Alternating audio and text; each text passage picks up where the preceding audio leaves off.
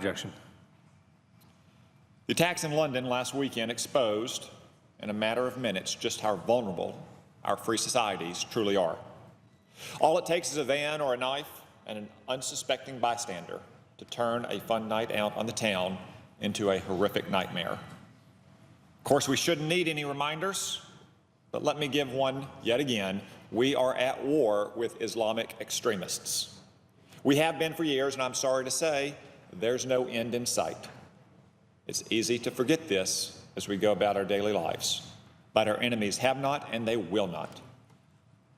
They've never taken their eyes off the ultimate target either, the United States. Yes, we're at war with a vicious and unyielding foe, and just as our enemy can attack us with the simplest of everyday tools, the strongest shield we have in our defense is just as basic. It is the intelligence information of knowing who is talking to whom about what, where, when, and why. After the 9/11 attacks, our national security agencies developed cutting-edge programs that allowed us to figure out what the bad guys are up to and stop them before they could perpetrate such heinous attacks. Very often, the intelligence they've collected has made the difference between life and death for American citizens. But one of those programs is going to sunset later this year.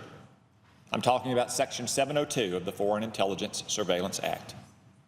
This is a program that collects information about foreign persons on foreign soil, and as a result, saves American lives.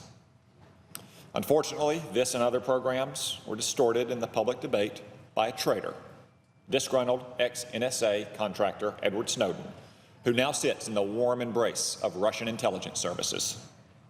And ever since his very damaging leak of classified material a few years back, many Americans have grown doubtful about these programs, and Section 702 in particular. Which is why it bears repeating just what Section 702 does.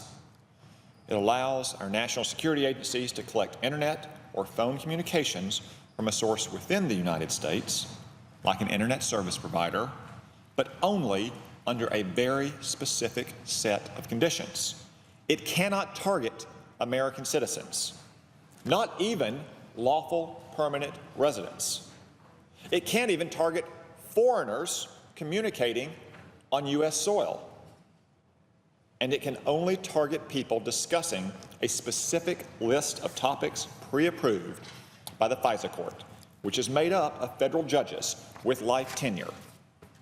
And we're not talking about what they're picking up at the grocery store or checking in on the kids. We're talking about things like weapons of mass destruction.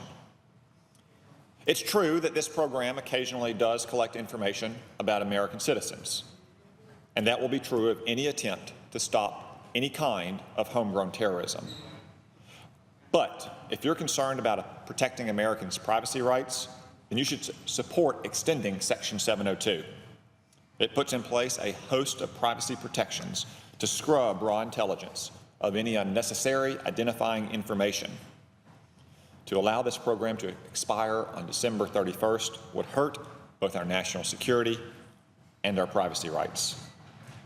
That's why today I'm introducing a bill that would reauthorize Section 702 permanently, as is, with no changes. We can't tie the hands of our national security officials at the precise moment that our enemies are taking the gloves off around the world. Terrorists don't plan to sunset their threats to our way of life.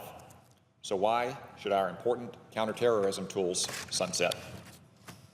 I'm glad to say my legislation has the support of every Republican senator on the Intelligence Committee, and I look forward to earning the support of my colleagues in the weeks ahead, because we can't afford to let this program expire.